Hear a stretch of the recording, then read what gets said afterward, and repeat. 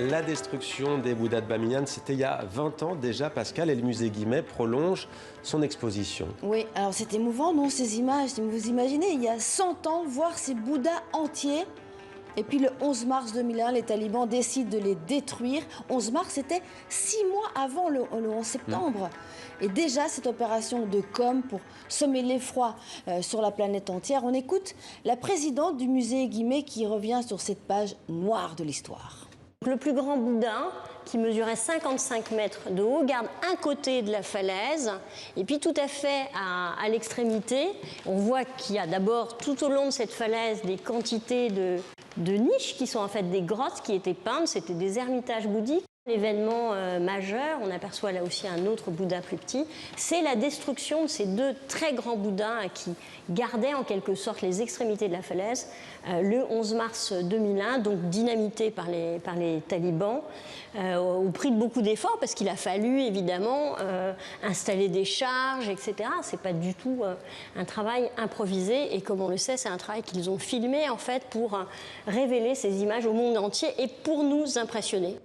Alors regardez Mohamed, ces images, c'est le premier couple. Ce couple s'appelle Joseph et Ria Akin. C'est eux les premiers archéologues qui ont fouillé Bamiyan. On est en 1923, c'est le début de la mission archéologique française en Afghanistan. Et pendant 100 ans, ils vont fouiller. Alors à l'époque, c'est la collaboration. La moitié des pièces reste au musée de Kaboul et l'autre moitié va au musée de Guimet. Alors pour célébrer ce siècle de collaboration, eh bien le musée Guimet avait prévu une grande exposition l'année prochaine, parce qu'ici c'est une toute petite exposition, l'année prochaine. Mais entre-temps, le 15 août, les talibans entrent à Kaboul.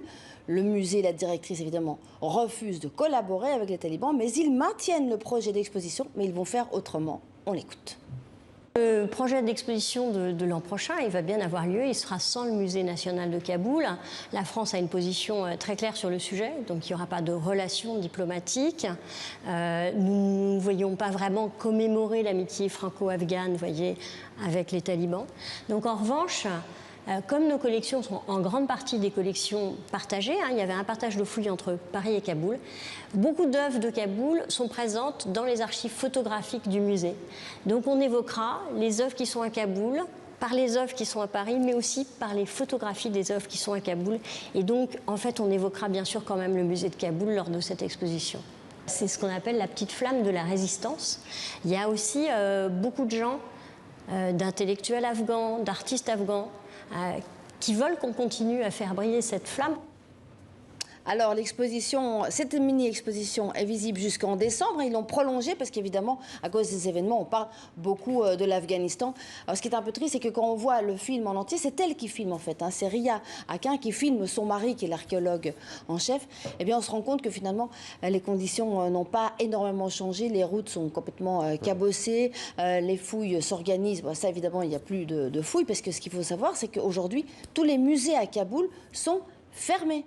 Il pourrait ouvrir puisqu'il y a un calme relatif, mais les talibans ont décidé que les Afghans n'avaient pas droit à la culture, donc les musées sont fermés et ne collaboreront pas évidemment à l'organisation de la prochaine exposition.